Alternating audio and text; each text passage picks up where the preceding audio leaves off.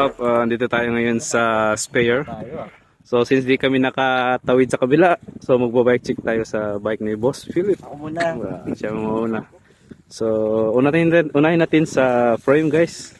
Frame natin yung Specialized Epic Evo na replica. Tapos naka-Pax Blood Factorial na 190 by 45 mm. Feedlock na water bottle, magnetic. Tapos punta tayo sa Pax Blood Factory 2023 with remote lock. Saka cockpit natin, naka 77 design yung stem na 25 mm. Saka race base na 35 mm clamping. Brake set natin, XTR 9100. Natin yung rim, aircon na rainbow Evo. Saka yung shifter natin naka SRAM EXS sa pad na yan.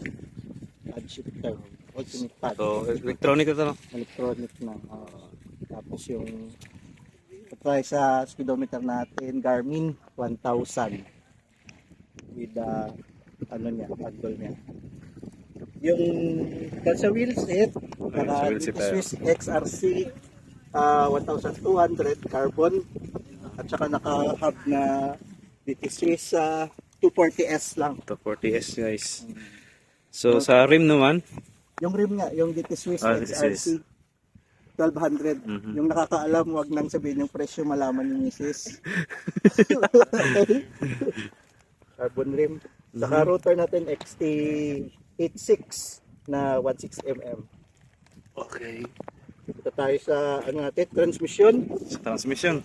SRAM na XX1 na AXS. So 1 by 12, no? 1 by 12. Saka yung cogs natin SRAM XX1 na Oval, guys. oval na absolute black 3040. At saka yung crank natin ano din SRAM XX1 na SL carbon. Tapos yung tires natin Thunderbird na Evo LS 440 grams lang yan. Yan yung ano ko, pride and joy. Yeah, Very rare. Hanapin. very rare na hanapin. Talagang matyaga talaga ng hanap si Boss Philip. Weight ni ba? Yung weight niya total 9.9 kilograms. Sobrang Walang accessories, walang water bottle, walang speedometer. Yaw.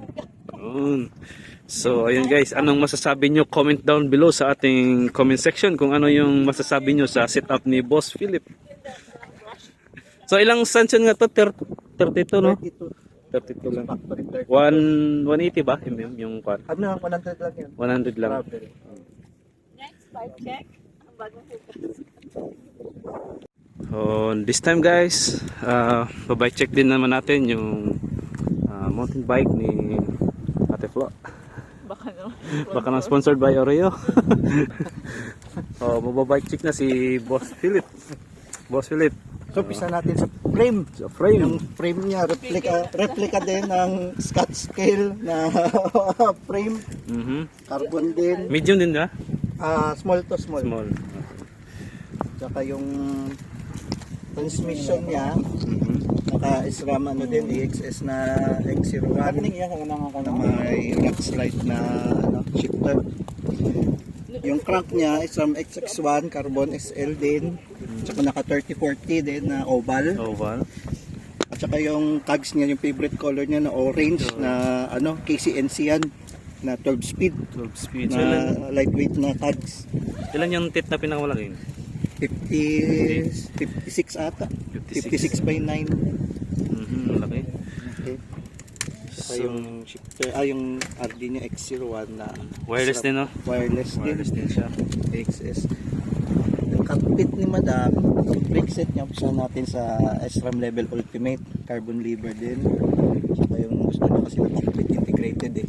So naka-integrated siya na 60 mm Yung stem, stem at saka naka 740 ata 740. Yung lapad ng ano, haba ng handlebar. bar. Yung fork ni Madam, gusto niya din kasi mag-tax. So Pax Float 32 din tayo. Na itim na yung gusto niya. Kasi over na yung orange wise na. 100 mm travel. naka-remote, kaso ayaw niya mag-remote, so steady ko na lang sa naka-on. Okay. Puro lahat customize yung bike namin. Rotor niya naka-SRAM na si Apex ata yan eh. 160 mm din. Ganun din sa kapit 160 mm. Ito lang. Yung wheel set ni Madam, naka CBR Flow na tubeless din. Stance. Pang enduro para pang barado 30 mm.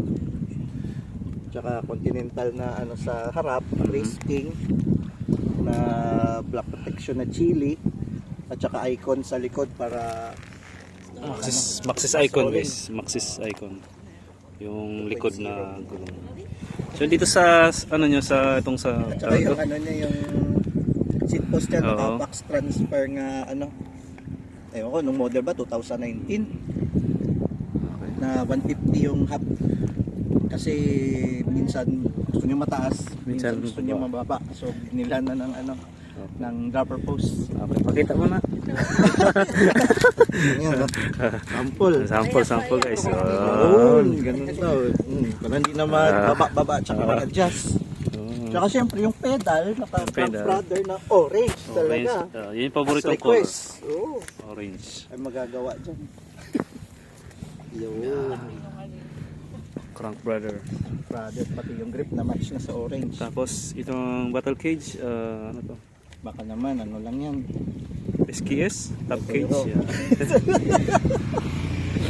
So yan guys, na check na natin yung bike ni Ate Flo at saka kay Boss Philip. So yan yung dalawa. Customize lang yan guys. Tom lang. So ano yung masasabi nyo? Comment down lang guys. Pre. Ibis na lang. Yan, huwag mo na. Stretchable pa.